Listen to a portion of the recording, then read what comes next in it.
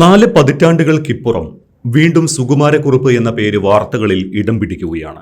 അയാളെ തേടിയുള്ള അന്വേഷണം പുനരാരംഭിക്കാൻ ആഭ്യന്തര വകുപ്പ് ഒരുങ്ങുമ്പോൾ വീണ്ടും സുകുമാരക്കുറുപ്പിനെ ചുറ്റിപ്പറ്റിയുള്ള കഥകൾ സോഷ്യൽ മീഡിയയിൽ നിറയുന്നുമുണ്ട്. സുകുമാരക്കുറുപ്പ് എവിടെ പോയി എന്നത് 42 വർഷം നീണ്ട ദുരൂഹതയാണ്. സുകുമാരക്കുറുപ്പ് ജീവിച്ചിരിപ്പുണ്ട് എങ്കിൽ അയാൾക്കിപ്പോൾ 82 വയസ്സായിട്ടുണ്ടാകും. സുകുമാരക്കുറുപ്പ് മരിച്ചുവെന്നും അത് ബോധ്യപ്പെട്ടാണ് അന്വേഷണം അവസാനിപ്പിച്ചത് എന്നുമാണ് retired S P George Joseph കഴിഞ്ഞ ദിവസം പറഞ്ഞത്. എന്നാൽ ഉത്തരേന്ത്യയിൽ സുകുമാരക്കുറുപ്പ് ഒളിവിൽ കഴിയുന്നതിന്റെ നിർണായക തെളിവുകൾ 2007-ലും 2022-ലും കൈമാറിയെങ്കിലും ക്രൈംബ്രാഞ്ച് കൃത്യമായി അന്വേഷിച്ചില്ല എന്ന ആരോപണവുമായി പത്തനംതിട്ട സ്വദേശി റൻസി ഇസ്മയിൽ രംഗത്ത് വന്നത് അത്ഭുതപ്പെടുത്തുന്നതാണ്. സുകുമാരക്കുറുപ്പിനെ ഏറ്റവും ഒടുവിൽ നേരിട്ട് കണ്ടുവെന്ന് അവകാശപ്പെടുന്ന ആളാണ് ഈ റൻസിം ഏഷ്യാനെറ്റ് ന്യൂസിന് ഒരു ബൈറ്റ് കൊടുത്തിരുന്നു. ആ ബൈറ്റ് ഒന്ന് കാണാം. ഒരു സംശയാസ്പദമായിട്ടുള്ള ഒരു സാഹചര്യമായിരുന്നു. പുള്ളിയുടെ ഭയപ്പെടുക, പേരുകൾ വെച്ച് കഴിഞ്ഞാൽ പറയാതിരിക്കുക, അങ്ങനെ പത്രവും ടി വിയൊക്കെ കാണുന്നതിന് എതിർക്കുക, അങ്ങനെയൊക്കെയുള്ള ഒരുപാട് സംശയാസ്പദമായ കാര്യങ്ങൾ. ആശ്രമത്തിൽ സന്യാസിയായിട്ടായിരുന്നു പുള്ളി. ഏതോ സ്ഥലത്തുനിന്ന് വന്ന ഒരു ഗസ്റ്റ് പോലെ ഒരു മാസക്കാലം അവിടെ ഉണ്ട്. പുള്ളി പരിചയപ്പെടുത്തിയിരുന്നത് കൃത്യമായിട്ട് പുള്ളി ആ സന്യാസി ആയതുകൊണ്ട് പുള്ളി ഈ പൂർവാശ്രമം പറയാൻ പറ്റത്തില്ലെന്നുള്ള രീതിയിലാണ്, അങ്ങനെ പറയാൻ പാടില്ലെന്നുള്ള രീതിയിലാണ് പറയുന്നത്. പക്ഷേ retired S P George Joseph sir കഴിഞ്ഞ ദിവസം ഞാനുമായുള്ള ഈ പോഡ്കാസ്റ്റിൽ തന്നെ പറഞ്ഞത് കുറുപ്പിനെ മരിച്ചതായി കണ്ടുവെന്നാണ്. അദ്ദേഹത്തോടൊപ്പമുള്ള പോലീസുകാർ കുറുപ്പ് മരിച്ചത് കണ്ടു എന്നാണ്. അത് ഉറപ്പിച്ച ശേഷമാണ് കേസ് അവസാനിപ്പിച്ചത് എന്നും അദ്ദേഹം പറഞ്ഞിരുന്നു. അന്ന് ജോർജ് ജോസഫ് സാർ പറഞ്ഞ ആ വാക്കുകൾ കൂടി ഒന്ന് കേൾക്കാം. ആ കേസ് ഡയറി ഞാൻ സ്പെഷ്യൽ ഇൻവെസ്റ്റിഗേഷൻ ടീമിൽ വെച്ച് ക്ലോസ് ചെയ്തിട്ട് പോകുന്നതാണ്. കാരണം ലാസ്റ്റ് കുറുപ്പിനെ പറ്റി അന്വേഷിച്ച ഗോവിന്ദൻകുട്ടി എന്ന് പറഞ്ഞ ഒരു DYSP ഉണ്ടായിരുന്നു, എൻ്റെ ബാച്ച്മേറ്റാണ്. ഗോവിന്ദൻകുട്ടിയും പിന്നെ ഒരു SIയും ഒരു ASIയും ആണ് ലാസ്റ്റ് ഇയാളെ കണ്ടെത്താനും ഇത് ജോഷിയാണ് കുറുപ്പെന്ന് പറഞ്ഞ് നടക്കുന്ന ആളെന്നൊക്കെ തീർച്ചപ്പെടുത്തിയത് അവരുടെ അന്വേഷണത്തിലാണ്. അതിനുശേഷം കുറുപ്പിനെ ഏറ്റവും ലാസ്റ്റ് കാണുന്ന രാജഗോപാൽ എന്ന് പറഞ്ഞ ഒരു SIയും മാധവൻ നായർ എന്ന് പറഞ്ഞ ഒരു പോലീസുകാരനും. അതിൽ മാധവൻ നായർ ഇപ്പോൾ ഉണ്ടോ എന്ന് എനിക്കറിയില്ല, എന്തായാലും നല്ല പ്രായമായിട്ടുണ്ടാവും അവരാണ് അവസാനമായിട്ട് ഇയാളെ കാണുന്നത്. ഒരു ഹോസ്പിറ്റലിൽ വെച്ച് കണ്ടു. അതിന് ഇയാൾ അവശ നിലയിലാണ്. ഡോക്ടറെ കണ്ടപ്പം ഈ ജോഷി എന്ന് പറഞ്ഞ ആൾ മരണപ്പെട്ടു പോകും, 24 മണിക്കൂറിനുള്ളിൽ സർവൈവ് ചെയ്യാൻ സാധ്യതയില്ല, അല്ലെങ്കിൽ 2-3 ദിവസം പോകും എന്നാണ്. എന്തായാലും ഇയാളെ ജോഷിയെ കണ്ടെത്തിയപ്പം അവർ ജോഷിയുടെ തൊട്ട് ICUവിൻ്റെ ICU യൂണിറ്റിൽ അന്നേരം കിടന്നത് ഇയാളെ ICUവിൽ നിന്ന് മാറ്റി ജനറൽ വാർഡിലാണ്. അതിന് തൊട്ടിപ്പുറത്ത് ഒരു ബെഡിൽ അവിടുത്തെ പോലീസ് സഹായത്തോടുകൂടി, അവിടുത്തെ ഹോസ്പിറ്റലിൻ്റെ സഹായത്തോടുകൂടി തൊട്ടിപ്പുറത്ത് ഒരു ബെഡ് കാലിയാക്കിയിട്ട് അവിടെ ഈ മാധവൻ നായർ കിടന്നു എന്നാണ്. നേരം വെളുത്ത് കഴിഞ്ഞപ്പം അയാൾക്ക് സംശയം തോന്നിയിട്ടുണ്ടാവും. അയാൾ വളരെയധികം മലയാളികൾ ആരെങ്കിലും അടുത്ത് വന്നാൽ കാണത്തില്ല. അവിടുന്ന് ഇറങ്ങിപ്പോയി അയാൾ രാത്രിയിൽ. പക്ഷേ ഇയാൾ ഉറങ്ങിപ്പോയി മാധവൻ നായർ. പിന്നീട് അയാൾ റോഡ് വരാതെ കിടന്ന് മരണപ്പെട്ടു എന്നാണ് അവർ കണ്ടത്. ആ വിവരങ്ങളൊക്കെ ഇവിടെ വന്ന് റിപ്പോർട്ടായിട്ട് തന്നെ കേസ് ഡയറിയിലുണ്ട്. ആൾ മരണപ്പെട്ടിരിക്കുന്നു. ഇനി 80കളിൽ കൊൽക്കത്തയിൽ വെച്ച് സുകുമാരക്കുറുപ്പിനെ കണ്ടു എന്ന് അവകാശപ്പെട്ട് കേരള പോലീസിന് കത്തയച്ച ഹരിപ്പാട് കാർത്തികപ്പള്ളി സ്വദേശിയായ നേഴ്സ് രത്നമ്മ ഔദ്യോഗിക ജീവിതത്തിൽ നിന്ന് വിരമിച്ച് തിരികെ നാട്ടിലെത്തിയിട്ടുണ്ട്. ഈ രത്നമ്മ നൽകിയ വിവരത്തിന്റെ അടിസ്ഥാനത്തിലാണ് അന്ന് പോലീസ് സംഘം അവിടെ എത്തുന്നതും കുറുപ്പിനെ കാണുന്നതും മരിച്ചതായി സ്ഥിരീകരിക്കുന്നതും. രത്നമ്മ മനോരമ ന്യൂസിന് ഒരു ബൈറ്റ് നൽകിയിട്ടുണ്ട്. അതും ഒന്ന് കേൾക്കാം. അതുകൊണ്ട് ഞാൻ പെട്ടെന്ന് പറഞ്ഞ ചേച്ചി അതിന് സുകുമാരക്കുറുപ്പ് തന്നെ ആയിരിക്കും, അപ്പം പോയി നോക്കാമെന്ന് പറഞ്ഞ് അങ്ങനെ ഞാൻ അവിടെ പോയി വാർഡിൽ പോയി അയാളെ കണ്ട് സംസാരിച്ച് കയ്യിലൊക്കെ പിടിച്ച് സംസാരിച്ച് പേഷ്യൻ്റല്ലേ, അപ്പോൾ ആ രീതിയിൽ സംസാരിച്ചൊക്കെ കഴിഞ്ഞു. എവിടെ സ്ഥലം കേരളം എന്ന് പറഞ്ഞാൽ എനിക്ക് മലയാളം അറിയാം, കേരളത്തിലൊക്കെ പോകാറുണ്ട്, ആ രീതിയിലാണ് പറഞ്ഞത്. അപ്പം പേര് ജോഷി എന്ന് പറഞ്ഞ് അഡ്മിറ്റായിരിക്കുന്നത്. അന്ന് അത് കഴിഞ്ഞിട്ട് ഞാൻ പറഞ്ഞു പിന്നെ കേരളത്തിൽ പോവും, മലയാളം അറിയാം. അപ്പം ഞാൻ കേരളത്തിൽ പോവും, അറിയാമല്ലോ ചെങ്ങന്നൂർ ഒക്കെ അറിയാമല്ലോ പറഞ്ഞാൽ ആ ചെങ്ങന്നൂർ. അത് കഴിഞ്ഞ് ഞാൻ പറഞ്ഞു ചെങ്ങന്നൂർ ചെറിയനാടാണ് എൻ്റെ വീടെന്ന് പറഞ്ഞു. അങ്ങനെ പറഞ്ഞപ്പം പുള്ളി പെട്ടെന്ന് അങ്ങ് ഇതായി. ഞാൻ പറഞ്ഞു എൻ്റെ വീട് ചെങ്ങന്നൂർ ചെറിയനാട് ശിവരാമക്കുറുപ്പിൻ്റെ വീടിൻ്റെ അടുത്താന്ന് പറഞ്ഞു. അദ്ദേഹത്തിൻ്റെ അച്ഛൻ്റെ പേരാണ് ശിവരാമക്കുറുപ്പ്. 1984 ജനുവരി 21 മാവേലിക്കരയ്ക്കടുത്ത് കുന്നത്ത് കുറുപ്പിന്റെ കറുത്ത അംബാസഡർ കാറിൽ കത്തിക്കരിഞ്ഞ മൃതദേഹം കണ്ടെത്തുന്നത്. കുറുപ്പ് അപകടത്തിൽ മരിച്ചുവെന്നാണ് എല്ലാവരും കരുതിയത്. എന്നാൽ മരിച്ചത് ചാക്കോ എന്ന ഫിലിം റെപ്രസെന്റേറ്റീവ് ആണ് എന്ന് തിരിച്ചറിഞ്ഞപ്പോഴേക്കും കുറുപ്പ് ആ നാട്ടിൽ നിന്ന് തന്നെ അപ്രത്യക്ഷനായിരുന്നു. വിദേശത്ത് നിന്നുള്ള ഇൻഷുറൻസ് തുക തട്ടിയെടുക്കാൻ കുറുപ്പ് തയ്യാറാക്കിയ മരണനാടകമായിരുന്നു ഈ ഒരു കൊടും ക്രൂരത. ഭാര്യ, സഹോദരി, ഭർത്താവ് ഭാസ്കരപിള്ള, ഡ്രൈവർ പൊന്നപ്പൻ, ഗൾഫിലെ സഹപ്രവർത്തകൻ ചാവക്കാട് സ്വദേശി ഷാഹു എന്നിവരെ ഒപ്പം ചേർത്തായിരുന്നു കുറുപ്പ് ഈ ക്രൂരകൃത്യം നടത്തിയത്. ഈ സംഭവത്തെക്കുറിച്ചും കേസ് അവസാനിപ്പിച്ചതിനെക്കുറിച്ചും retired SP George Joseph sir പറഞ്ഞ വീഡിയോ കഴിഞ്ഞ ദിവസം പബ്ലിഷ് ചെയ്തിരുന്നു. അതിൻ്റെ ആദ്യ ഭാഗമാണ് ഞങ്ങൾ കൊടുത്തത്. അതിൻ്റെ രണ്ടാം ഭാഗം ഇനിയൊന്ന് കാണാം. ഇപ്പോൾ കേവലം ഒരു കൗതുകത്തിന്റെ പുറത്താണ് ഈ ഉദ്യോഗസ്ഥർ കേസ് ഡയറി പരിശോധിച്ചത് എന്നൊക്കെയാണ് വാർത്തകൾ വരുന്നത്. മറ്റ് നടപടികളിലേക്ക് പോയിട്ടില്ല എന്നൊക്കെ പറയുന്നുണ്ട്. ശരിക്കും ഈ കൗതുകം കൂടിപ്പോയോ? അപ്പോൾ അല്ല, അത് നോക്കണമല്ലോ. ഈ അൺഡിറ്റക്റ്റഡ് കേസുകൾ ക്രൈംബ്രാഞ്ചിൽ ലോക്കൽ പോലീസ് ധാരാളമുണ്ട്. തെളിയാത്ത കേസുകൾ ക്ലോസ് ചെയ്യും ടെമ്പററി ആയിട്ട്. അത് എല്ലാ മാസമോ അല്ലെ 3 മാസത്തിൻ്റെ ഇടയ്ക്ക് അത് എക്സാമിൻ ചെയ്യണമെന്നുണ്ട് നിയമം. അങ്ങനെ ഈ പഴയ പ്രത്യേകിച്ച് സെൻസേഷണലായ ഇതുപോലത്തെ കേസുകളൊക്കെ വീണ്ടും ക്രൈംബ്രാഞ്ച് ആ കേസ് ഡയറി അവൈലബിൾ ആണ് എങ്കിൽ തീർച്ചയായിട്ടും അത് പറ്റിയ അന്വേഷണം, ഒരു വെരിഫിക്കേഷൻ നടത്തി ഒരു കേസ് ഡയറിയിൽ ഒരു ഡയറി എങ്കിലും എഴുതി ഇടും. ഞാനിപ്പം ഈ അടുത്ത കാലത്ത് കണ്ടതിൽ ഞാൻ 1900 എനിക്ക് തോന്നുന്നത് 84, 82, 81 കാലഘട്ടത്തിലേക്ക് അന്വേഷിച്ച ടാക്സിക്കാരെ കൊല്ലുന്ന സബാഷിനെ ഇപ്പം പിടിച്ചിട്ടുണ്ട്. ഈ സബാഷിനെ ഞാൻ ആലപ്പുഴ ഇപ്പം കുറേ സ്ത്രീകളെ അവരുടെ കൊന്ന് അവരുടെ സ്വത്തും ഇതൊക്കെ തട്ടിയെടുത്ത ആ സബാഷിൻ എന്ന് പറഞ്ഞവൻ തന്നെയായിരുന്നു കോട്ടയത്തെ 2 ടാക്സിക്കാരെ കൊന്നത്. പക്ഷേ അന്നൊന്നും ഇങ്ങനെ ഒരു കഥാപാത്രത്തെ അറിഞ്ഞുകൊടുക്കാൻ ലൊക്കേറ്റ് ചെയ്യാനും പറ്റിയിട്ടില്ല.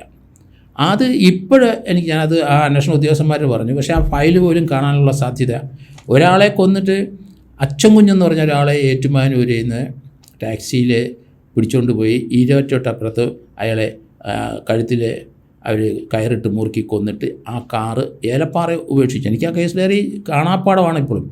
അവിടെ ഉപേക്ഷിച്ചിട്ട് അവർ സ്ഥലം വിട്ടുപോയി. പിന്നീടണം ഇവിടെ വാഴൂരിനടുത്ത് കലിങ്ങിനടി ഒരു കോട്ടയത്തെ ടാക്സിക്കാരനെ ടാക്സി പിടിച്ചുകൊണ്ട് പോയി വഴിക്ക് കൊന്നിട്ട് കലിങ്ങിനടി കയറ്റി വെച്ചിട്ട് കാറ് കൊണ്ടുപോയി. പക്ഷേ കാറ് വഴിക്ക് പാലായിൽ ഉപേക്ഷിക്കേണ്ടി വന്നു. ഈ 2 കേസ് ഞാൻ അന്വേഷിച്ച കേസുകളാണ്. അതെന്നും നമ്മുടെ മരണം വരെ അത് ഓർമ്മയുണ്ടാവും. അത് ലൊക്കേറ്റ് ചെയ്യണം, പിടിക്കണമെന്ന് ഞാനിങ്ങനെ എന്നും റിട്ടയർ ചെയ്തിട്ടും അതേപ്പറ്റി ഇങ്ങനെ ആലോചിച്ചും ആ ആളെ ആ ക്രിമിനലിനെ അത് സബാഷിനാണെന്ന് ഞാൻ അവരെ വിളിച്ച് പറയുകയും ചെയ്തു. ആ കേസ് ഡയറിയൊക്കെ ഉണ്ടാവുമെന്ന് അറിയത്തില്ല. ആ സബാഷിൻ തന്നെയായിരുന്നു. നല്ല ഫെയറാണ് അയാൾ തന്നെയാണ് ടാക്സി. അയാൾ അന്നത്തെ കാലത്ത് ടാക്സി ഓടിക്കുകയും പിന്നീട് അയാൾ ബസ്സിലെ ക്ലീനറായിട്ട് പോവുകയൊക്കെ ചെയ്യുന്ന ഒരാളായിരുന്നു. അതിനുശേഷമാണ് അയാൾ ഈ പ്രോപ്പർട്ടി അത്രയും മർഡർ കേസ് അയാൾ ചെയ്തിരിക്കുന്നു. മർഡർ ചെയ്യുന്നതിനൊന്നും അയാൾക്ക് ഒരു ബുദ്ധിമുട്ടുമില്ല, പ്രയാസമില്ല, ആരെ വേണേലും കൊല്ലും.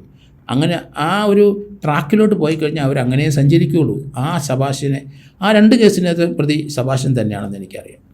സാർ, എന്തായാലും നമ്മൾ ഈ അടുത്ത കാലത്തും സുകുമാരക്കുറുപ്പിനെ കുറിച്ചുള്ള വീഡിയോ ചെയ്തതാണ്. എനിക്ക് തോന്നുന്നു 2020-21 കാലഘട്ടത്തിലാണ് തോന്നുന്നു. അന്ന് നമ്മൾ എപ്പിസോഡുകളായിട്ടാണ് ഈ കുറുപ്പിനെ കുറിച്ച് സാർ അന്ന് സംസാരിച്ചത്.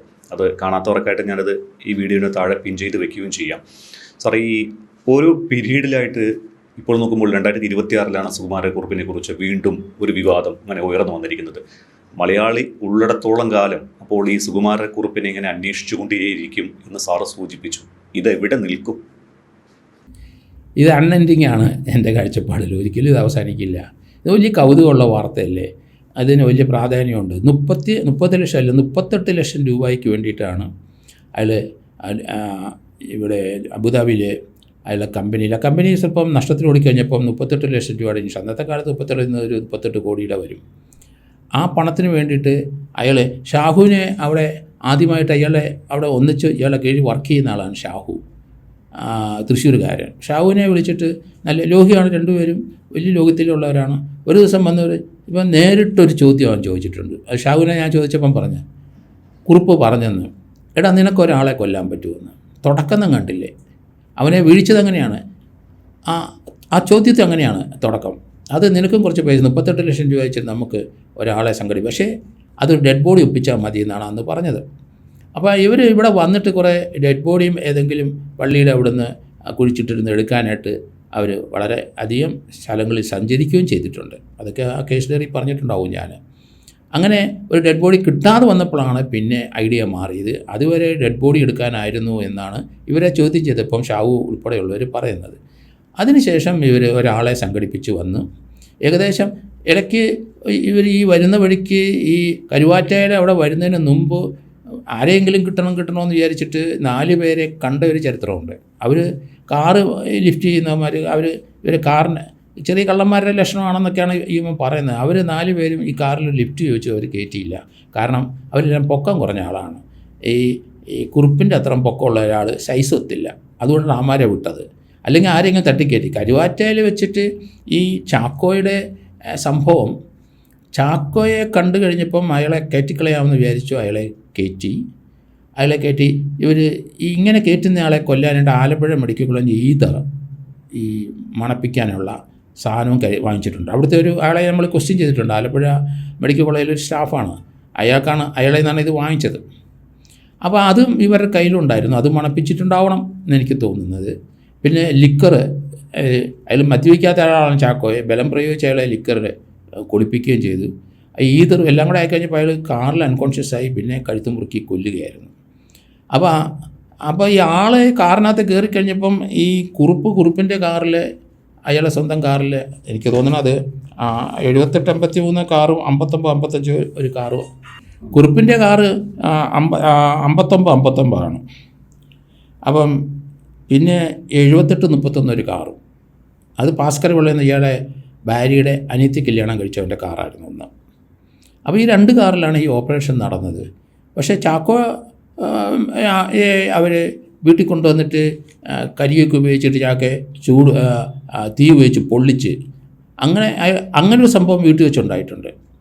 അതിനുശേഷമാണ് ഇയാളെ അവിടെ രണ്ടാമത് ഈ കാറിനകത്താക്കി മരിച്ചയാളെ കൊണ്ടുവന്നിട്ട് അവിടെ കൊണ്ടുപോയി കത്തിക്കുന്നത്. അപ്പോൾ അങ്ങനത്തെ അത് എനിക്ക് തോന്നുന്നത് അതൊരു വെള്ളിയാഴ്ചയായിരുന്നു. വെള്ളിയാഴ്ച ഈ അന്നത്തെ കാലത്തൊക്കെ സിനിമാ തിയേറ്ററിൽ കളക്ഷൻ തട്ടിരും ഉള്ളതുകൊണ്ട് അവിടെ റെപ്രസെൻറ്റേറ്റീവിനായിരിക്കും ഡിസ്ട്രിബ്യൂട്ടേഴ്സ്. അങ്ങനെയാണ് ചാക്കോ ഫിലിം റെപ്രസെൻറ്റേറ്റീവ് ആയിട്ട് ആ ഏരിയയിലുള്ള തിയേറ്ററിലൊക്കെ കളക്ഷനിലെ സമയത്ത് ഇയാളവിടെ പോയി നിൽക്കും. അതിൽ വെട്ടിക്കും തട്ടിയിട്ടുണ്ട് കളക്ഷൻ കൃത്യമായിട്ട് അതിൻ്റെ ഷെയർ ആണല്ലോ ഈ അന്നത്തെ കാലത്ത് ഇവർക്ക് ലഭിക്കുന്നത്. അങ്ങനത്തെ ജോലിയായിരുന്നു ഇയാൾക്ക്. വെള്ളിയാഴ്ച കഴിഞ്ഞ ശനിയും ഞായറും ഇയാളെ വെള്ളിയാഴ്ച വരുമെന്ന് പറഞ്ഞ് തീർച്ചയായിട്ടും പോയ ആളെ കാണാത്തത് കൊണ്ട് ഇയാളെ അനിയൻ്റെ അടുത്തും സംസാരിച്ച് പറഞ്ഞാൽ ശനിയും ഞായറും ചിലപ്പം മാറ്റിനിയൊക്കെ ഉള്ളതുകൊണ്ട് അതിൻ്റെ കളക്ഷനോടെ നോക്കിയിട്ട് ഞായറാഴ്ചയെ വരുള്ളൂ എന്ന് വിചാരിച്ചു. അതിന് ശേഷമാണ് അവർ പോലീസ് റിപ്പോർട്ട് ചെയ്യുന്നത്. അങ്ങനെ ഇതൊരു ഡൗട്ടെന്ന് പത്രങ്ങളിലൊക്കെ വന്നു കഴിഞ്ഞപ്പം അങ്ങനെയാണ് ഇത് ചാക്കോയിലോട്ട് വന്നതും ചാക്കോയെ ആണ് കൊലപ്പെടുത്തിയതെന്ന് ഐഡൻറ്റിഫൈ ചെയ്യുന്നത്. അന്ന് ചാക്കോയുടെ ഭാര്യയെ അന്ന് 6 മാസം ഗർഭവതിയായിരുന്നു അവർ. ചാക്കോ മരിച്ച ശേഷം 6 മാസം കഴിഞ്ഞപ്പോഴാണ് ആ കുട്ടി പ്രസവിക്കുന്നത്. അതിനുശേഷം പല ഇൻ്റർവ്യൂവിലേക്ക് ചാക്കോയുടെ മകനെയൊക്കെ നമ്മൾ കാണാനൊക്കെ വർഷങ്ങൾ കടന്നുപോയി. അതൊക്കെ വളരെ വേദനപ്പെടുത്തുന്നതാണ്. ആ ഇൻ്റർവ്യൂ ഒക്കെ കാണുമ്പോൾ തന്നെ ഒരാളെ പച്ചയ്ക്ക് കൊല്ലുകയാണ്. അയാളെ സ്വന്തം ലാഭത്തിനും നേട്ടത്തിനും സാമ്പത്തിക നേട്ടത്തിനും വേണ്ടിയിട്ട് ഒരാളെ പച്ചയ്ക്ക് കൊല്ലുന്ന കാഴ്ച അതുകൊണ്ടാണ് ആ ഒരു സംഭവം മലയാളികൾ എന്നും ഓർത്തേണ്ടിയിരിക്കുന്നത്. അങ്ങോട്ടും ഇങ്ങോട്ടും വഴക്കുണ്ടാക്കി വെട്ടിയും കുത്തുമൊക്കെ കൊല്ലുകയൊക്കെ ചെയ്യും.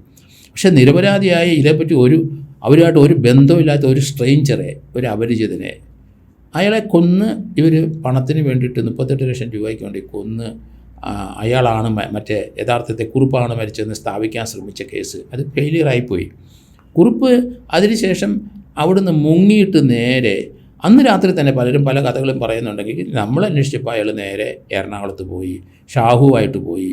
ഈ സംഭവത്തിന് ശേഷം എറണാകുളത്ത് പോയിട്ട് കുറുപ്പിൻ്റെ ഡ്രസ്സെല്ലാം അവിടെ കൊണ്ടുപോയിട്ട് ഈ കുറുപ്പെന്ന് പറഞ്ഞാൽ ചാക്കോയുടെ കുറേ ഡ്രസ്സുണ്ട്, അതെല്ലാം അയാളുടെ കയ്യിരുന്ന ആ ഡ്രസ്സെല്ലാം അവിടെ കൊണ്ടുപോയി കത്തിച്ചെന്നാണ് അന്നത്തെ കേസ്. കുറേ കത്തിച്ച് കുറേ കത്തിക്കാതെയൊക്കെ നമ്മൾ റിക്കവർ ചെയ്തിട്ടുണ്ട് ആ കാലഘട്ടത്തിൽ. അതിനുശേഷം നേരെ മദ്രാസിൽ പോയിട്ട് ഇയാൾ നേരത്തെ നേപ്പാളിൽ പോയിട്ടുണ്ട്. മദ്രാസിൽ പോയി ഇയാളും ഷാഹുവും പോയിട്ട് അവിടുന്ന് അവനെ അവിടെ നിർത്തി ഒരാഴ്ച കഴിഞ്ഞപ്പോൾ ഇയാൾ എവിടെ പോയിട്ട് തിരിച്ചു വന്നു. വീണ്ടും അവിടുന്ന് ഇയാൾ നേപ്പാളിൽ പോയിട്ട് പിന്നെ കണ്ടില്ല എന്നൊരു ചരിത്രമായി. അങ്ങനെയാണ് ഈ ഷാഹുവിൻ്റെ വിവരം വെച്ച് അങ്ങനെയാണ് ആ കഥകൾ പോകുന്നത്. എന്തായാലും മലയാള ലോകത്ത് ഈ സുകുമാരക്കുറുപ്പിൻ്റെ ഈ ഒരു പ്രഹേളിയ എന്നും മലയാളികൾ ഉള്ളിടത്തോളം നിൽക്കും. എല്ലാവർക്കും കൗതുകമുണ്ട് അത് വായിക്കാനും പഠിക്കാനും. അതുകൊണ്ട് ഇന്നും ആ സുകുമാരക്കുറുപ്പിൻ്റെ ചരിത്രങ്ങൾ പല സോഷ്യൽ മീഡിയയിലും പത്രങ്ങളിലുമൊക്കെ റിപ്പീറ്റ് ചെയ്ത് വരുന്നുണ്ട്. കാരണം അതിൻ്റെ കൗതുകം ഉണർത്തുന്ന ഇതുപോലെ രീതിയിലുള്ളൊരു ഓപ്പറേഷൻ കൊണ്ടാണ്.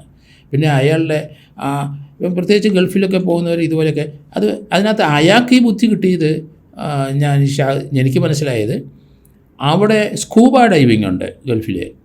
അങ്ങനെ ഒരാളും ഭാര്യയും കൂടെ അവിടെ വന്നിരുന്ന ഒരു സ്കൂബ ഡൈവിങ് നടത്തി. പക്ഷേ അതിനകത്ത് അന്നത്തെ കാലത്തെങ്ങാണ്ട് 5-10 കോടി രൂപ അന്നത്തെ കാലത്ത് അയാൾ ഈ സ്കൂബ ഡൈവ് അയാൾ ഇൻഷുറൻസ് എടുത്തിട്ട് ഇയാളെ ഭാര്യയും ഒരു കൊച്ചുമായിട്ട് കരയിലിരിപ്പുണ്ട്. ഇയാളെ സ്കൂബ ഡൈവ് നടത്തിയിട്ട് ഇയാൾ പിന്നെ തിരിച്ചു വന്ന് കയറിയില്ല, കണ്ടില്ല ഇയാളെ. അയാൾ ആ ഇൻഷുറൻസ് തുക ഭാര്യയ്ക്കും ഒക്കെ കിട്ടി. പക്ഷേ ഇൻഷുറൻസ് കമ്പനിക്കാർ അതിന് കൃത്യമായിട്ട് ഇതൊരു ചതിയാണോ എന്ന് സംശയിച്ച് ഫോളോ ചെയ്തു. ഏകദേശം 8-10 വർഷം കഴിഞ്ഞപ്പം അയാളെ സിംഗപ്പൂരിൽ നിന്ന് പൊക്കി. ഇയാൾ അണ്ടർഗ്രൗണ്ടിൽ കൂടെ പോയിട്ട് അവിടെ കണ്ട് നേരത്തെ സ്കൂബ ഡൈവ് ചെയ്ത് കുറേ ഡിസ്റ്റൻസിൽ ചെന്നിട്ട് അവിടെ ഒരു ബോട്ടിനകത്ത് കയറി അയാൾ അവിടെ നിന്ന് രക്ഷപ്പെട്ടു പോയി സിംഗപ്പൂരെത്തി. അങ്ങനെയാണ് ആ കേസ് ഉണ്ടാകുക. അവിടെ വലിയ വാർത്തയായിരുന്നു. അതാണ് ഇയാൾക്ക് കൗതുകം ഉണർത്തിയത്. അതുകൊണ്ടാണ് സുകുമാരക്കുറുപ്പും അതേ രീതിയിലുള്ള ഒരു സംഭവത്തിലേക്ക് നീങ്ങി ആരും പിടിക്കപ്പെടില്ല എന്ന് തോന്നി. പ്രത്യേകിച്ച് കുറച്ചുകൂടി അഡ്വാൻസ്ഡാണ്. മറ്റേ ആൾ അവിടെ പോയി പൊങ്ങി. പിന്നീട് അത് ഇൻഷുറൻസ് കമ്പനിക്കാർക്ക് ഇതൊരു തട്ടിപ്പാണെന്ന് ആദ്യം മുതലേ അവർക്ക് തോന്നി. ഇയാൾ സ്കൂബ ഡൈവുകാരനെ എങ്ങനെയാണ് പിന്നെ ഡെഡ് ബോഡി പോലും കിട്ടിയിട്ടില്ല, അല്ലെങ്കിൽ തിരിച്ചു വരേണ്ടതല്ലേ. അപ്പോൾ അതൊന്നും നടക്കാത്തത് കൊണ്ടാണ് അവർക്ക് അന്നേ ഡൗട്ടുണ്ടായി. ഏതായാലും അവർ വളരെ കൃത്യമായിട്ട് അന്വേഷിച്ച് സിംഗപ്പൂരിൽ നിന്ന് ഇയാളെ പൊക്കുകയും ചെയ്തു. അപ്പോൾ ആ ഒരു സംഭവത്തോടു കൂടിയാണ് ഇയാൾക്ക് ആ ചിന്ത വന്നത് കുറുപ്പിന്. ഓക്കെ, എന്തായാലും സുകുമാരക്കുറുപ്പ് മലയാളികളുള്ളിടത്തോളം കാലം ഒരു ദുരൂഹതയായി നിലനിൽക്കുക തന്നെ ചെയ്യും. ഈ സുകുമാരക്കുറുപ്പുമായി ബന്ധപ്പെട്ട് സാർ തന്നെ വിശദമായിട്ടുള്ള വീഡിയോ ചെയ്തിട്ടുണ്ട്. അതുകൊണ്ടാണ് കൂടുതൽ ചോദ്യങ്ങൾ ചോദിക്കാത്തത്. അത് കാണാത്തവർക്കായിട്ട് ഞാൻ ഈ വീഡിയോയുടെ താഴെ അത് പിൻ ചെയ്ത് വെക്കുന്നുമുണ്ട്. നന്ദി.